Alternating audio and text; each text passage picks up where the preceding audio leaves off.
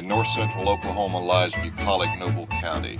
This sleepy hamlet is home to a little over 11,000 souls. Perry is the county seat and home to the historic Noble County Courthouse. All in all, a typical rural community. Or is it?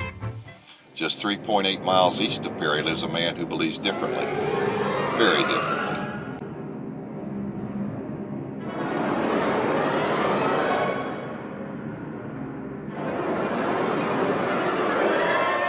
David Nemechek.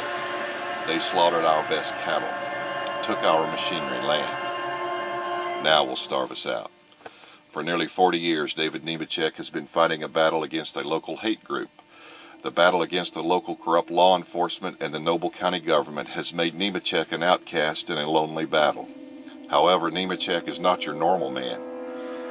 Even when all odds are against him, and it appears like the anti-Czech hate group will win and run Nemechek and his family out of town, Nemechek doesn't run. He fights the only way he knows how, with words. For the last 4 decades, David Nemechek has created countless signs that now line his land, each one telling a piece of this man's story. They tell of the 29 cows that have been slaughtered, harassment that led to a neighbor's suicide. For the past 40 years, David Nemechek has wanted only 2 things: for the guilty to confess and to know why.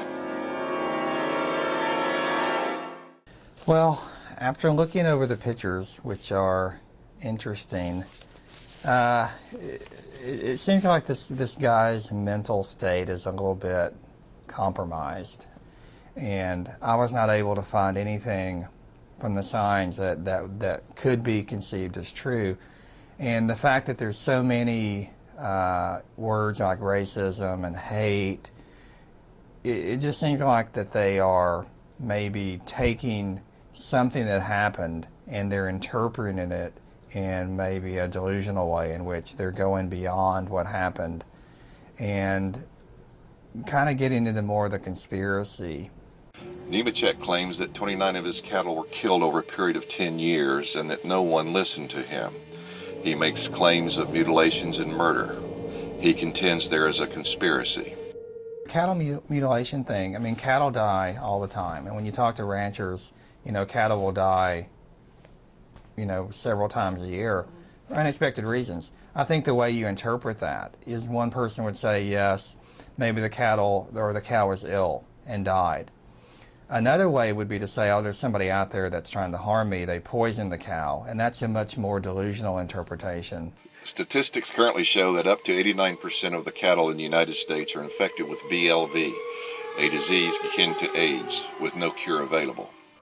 Even after taking several cattle to Stillwater School of Veterinary Medicine and being told that it was bovine leukemia virus, he believed the conspirators had found a way to fool even the doctors. Cow 29 that died did so on August 1st with temperatures more than 100 degrees. Be that as it may, for David Nemechek, it remains a conspiracy. There are groups of people who want to harm this family, and anything that happens you can interpret related to that group. So if your mail doesn't arrive, if your check gets bounced, it's some other group doing it to you. The dogmatic, persistent that embodies Nemechek's beliefs of conspiracy is most telling in that during the weeks after his deposition for an upcoming libel trial, he put up more signs, 20 more signs. Undeterred by the possibility of losing his farm and steadfast in his beliefs, he persists and loses to the tune of a judgment for $776,000. I've seen this kind of behavior before with people who experience delusions in which they really believe that something happened and they want to let the world know that there's something going on, but they don't really have the evidence to support it. When asked why he persisted after all these years, he simply replied, "I leave them up in hopes that someday someone will see my signs and give me the answers, give me the truth."